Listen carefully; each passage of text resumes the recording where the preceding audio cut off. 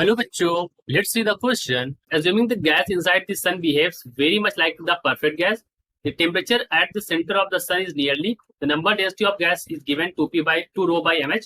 Boltzmann constant is this much and the mass of proton is this. तो हमें यहाँ पर क्या निकालना है? We have to find temperature. तो उससे पहले हम बात कर लेते हैं अपने की कॉन्सेप्ट की. तो हमारा जो की कॉन्सेप्ट यहाँ पर लगेगा दैट की कॉन्सेप्ट विल बी, हमें यहाँ पर फॉर्मूला लगाना है PV is equals to NKT. ये वाला फॉर्मूला जो होता है, this formula is for ideal gas. यही आइडियल गैस हमको यहाँ पर ये वाला फॉर्म लगाना है. हमें निकालना तो यहाँ पर टेम्परेचर है, लेकिन हमने आइडियल गैस क्यों लिखा है? क्योंकि क्वेश्चन में दे रखा है बच्चों यहाँ पर परफेक्ट गैस. ठीक है, अब यहाँ पर आप इसको लिख सकते हैं P इज इक्वल टू, यहाँ पर आप लिख सकते हैं you can write P is equal to N by V KT.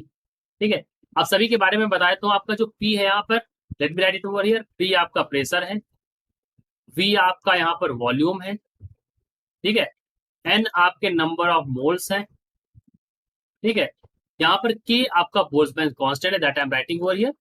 K आपका क्या है? K is our Boltzmann constant, और T आपका यहाँ पर टेम्परेचर है.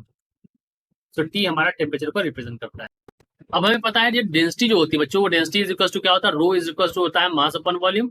तो मास मैं ले लेता हूँ m0, और वॉल्यूम जो हो जाएगा that is equal to 4/3 pi r0 cube. ये डेंसिटी की वैल्यू है. और आपको क्वेश्चन में एक और चीज दे रखी है, नंबर डेंसिटी की बात कर रखी है. तो नंबर डेंसिटी की वैल्यू होती है N by V. Number density मतलब N by V. So N by V की वैल्यू दे रखी है 2 रो बाई mh. ठीक है, सो अब हम लिख सकते हैं P इज इक्वल टू हो जाएगा हमारा, P की जगह P इज इक्वल टू लिख सकते हैं अपने इस वाले फॉर्मूले में. We may write this as P is equal to, so let me start from here.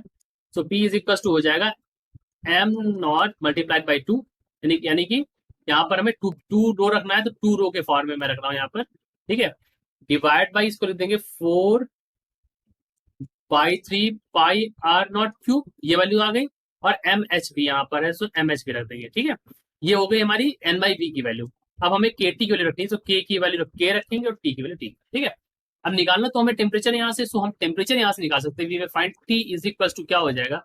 T is equal to देखिए 4 pi r0 cube by 3, right, इस फॉर्म में हो गया. और ये वैल्यू आपकी हो गई MH आपका ऊपर चला गया, डिवाइड बाई ऊपर प्रेशर भी यहाँ पर आ जाएगा हमारा P, और डिवाइड बाई हो जाएगा आपका 2km. ये वैल्यू हमारी आ जाएगी. आप इसको सिंप्लीफाई कर सकते हैं, 2 से 2 काट दीजिए तो 2/3 हो जाएगा, राइट. तो ये वैल्यू हमारी यहाँ पर हो जाएगी. तो आप इसको सिंप्लीफाई करके लिख सकते हैं. Write this as 2 pi r0 cube divide by 3 mh p by km.